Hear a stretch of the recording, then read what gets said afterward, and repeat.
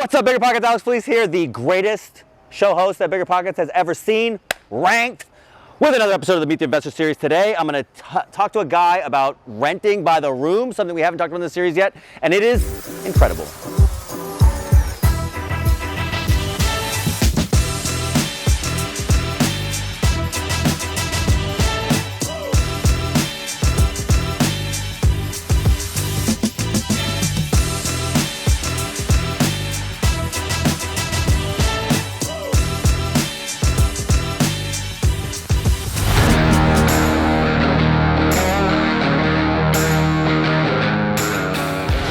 Hey everyone, I'm Ron Gallagher. I am a buy and hold investor in the Washington, D.C. area, and I have perfected the rent by the room strategy to maximize my cash flow.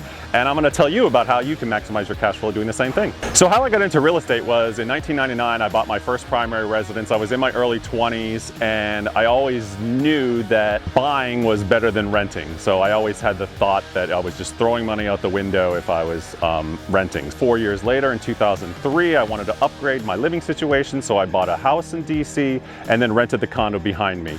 And that's how I got started. Then I kind of realized that the real estate is the answer. It was the only way for the common man that I'm aware of can build wealth quickly. It's within reach of everyone.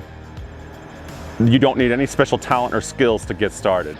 So that's why real estate for me was the answer. So I was freelancing for about 9 years before I got back into real estate investing. I had my 2 properties that I had rented out during my freelance time. And then I moved back to DC and I found myself in a government job that was completely unfulfilling, boring IT job. And most people it would be a dream job because you just sit around in the office and do nothing. But for me, I didn't want to wake up in the morning. I hated going anywhere at 8 a.m. So I wanted to sleep in and I wanted back to my freelance lifestyle. So I started listening to the BiggerPockets podcast because I was exposed to BiggerPockets, because anytime you do a search for anything regarding real estate investing, you're going to happen upon the BiggerPockets website. And then I realized I have a podcast. So I started listening to the podcast, and there was something about the topic of Russell Brazil's podcast where he was the guest. And I was listening to that podcast, and then at some point Russell said that he was working in the Washington, D.C. area, and I was like, okay, great. Then I finally found my real estate agent. So, because I wanted an investor real estate agent, not some real estate agent that, you know, is on the bus billboard or whatever. So I connected with Russell, and that's where BP really came in handy, was be able to connect me with local people here in the Washington, D.C. area that were real estate investors. And Russell also helped me close on this deal, which took 5 months to close, and there were so many hurdles, hundreds of hurdles that I had to go through to get this property and get this deal done. And there were so many times when I wanted to just give up, and Russell was able to talk me off the ledge, saying, you know, if we just do this one little thing, the deal's back on. So we worked through it, and I finally took this property down. It's a nightmare property, but I turned it into my dream property, and we'll check it out. So let's go. Everyone talks about the good, everyone talks about their successes, but I'm gonna tell you there's some bad to it. Real estate investing is not all about rainbows and cash flow. There's some real bad things that happen. If I've looked miserable during this video, it's because I'm dealing with a flood right now. We had a flash flood last week. I'm dealing with replacing all the mechanicals in my basement that was full of water, about 6 feet of water. The entire bottom of the house was full of water, and everything was ruined. Even the internet box was ruined. So let's go check it out, and we can see the basement and you can see the damage. Okay, so welcome to my basement, my nice humid basement.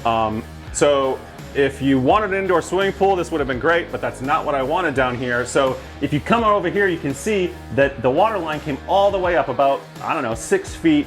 There's debris everywhere. The HVAC system was destroyed. Today we had a brand new hot water heater installed. This is an 80-gallon hot water heater that costs $3,300. So I hope this is the Cadillac of hot water heaters, because this is actually more than my car costs. This is gonna cost about $10,000 to replace the HVAC system. It was so bad, the water got over here all the way up, ruining the Verizon Fios box. So they lost internet as well. Luckily, you can see here the water line came up to the bottom of the breaker box.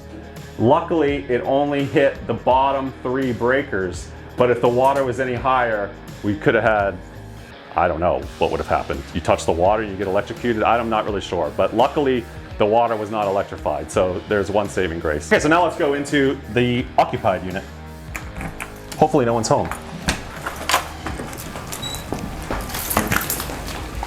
So one thing that's unique about my strategy is that I do rent by the room. So I have all my other rentals are in DC, where the rent by the room is possible because, you know, a lot of 20-something young professionals are moving into DC, and, you know, an apartment building that the 1-bedroom or studio is over $1,000 a month is out of reach for a lot of these people. So renting out a room for $800 makes more sense for them.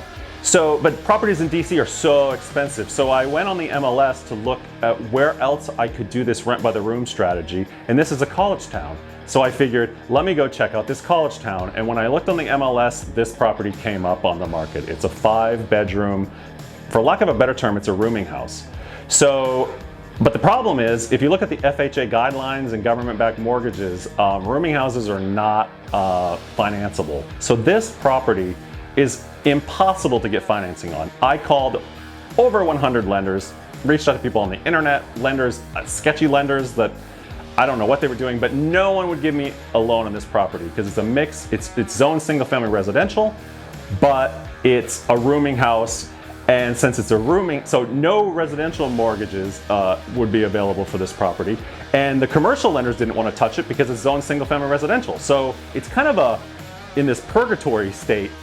But there was one local bank that luckily Russell had introduced me to this local lender, and he was the one guy in town that didn't tell me no. So I was able to get a commercial loan on this property and take it down. But I didn't like the terms of the commercial loan. It was 5.5% interest. It was amortized over 25 years. It was 25% down. It took a lot of my cash to make it happen, and there was going to be a 3-year call. So I wasn't really interested in reporting my finances every year, and it was like they were kind of babysitting me because they did their due diligence on this loan. So I was able to take another property that I had owned since 2003, that I owned free and clear. I was able to put a mortgage on that and then basically pay off this commercial loan and get myself out of the commercial loan terms.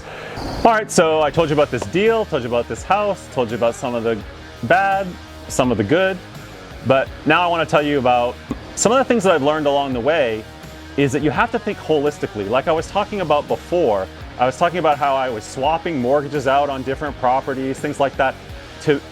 You have to be able to look at your whole portfolio, put it all together and look at everything portfolio-wide, look at everything holistically. Another tip that I have is, I call it maximizing and stabilizing and optimizing properties. So when I buy a property, sometimes I inherit tenants, sometimes I don't. Sometimes the previous owner was billing back the utilities to the tenants. Most of the time they aren't. So I always bill back the utilities to the tenant, add up all the utility bills, divide by 5, and then use my property management software to bill back to the tenants. So that saves me, and it saves me about $500 to $600 per property per month by billing back the utilities to the tenants.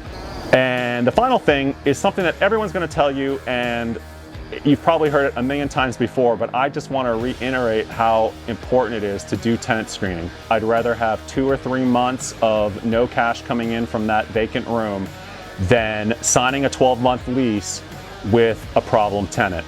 Save yourself the stress and drama, do the tenant screening, the tenant is going to pay for it.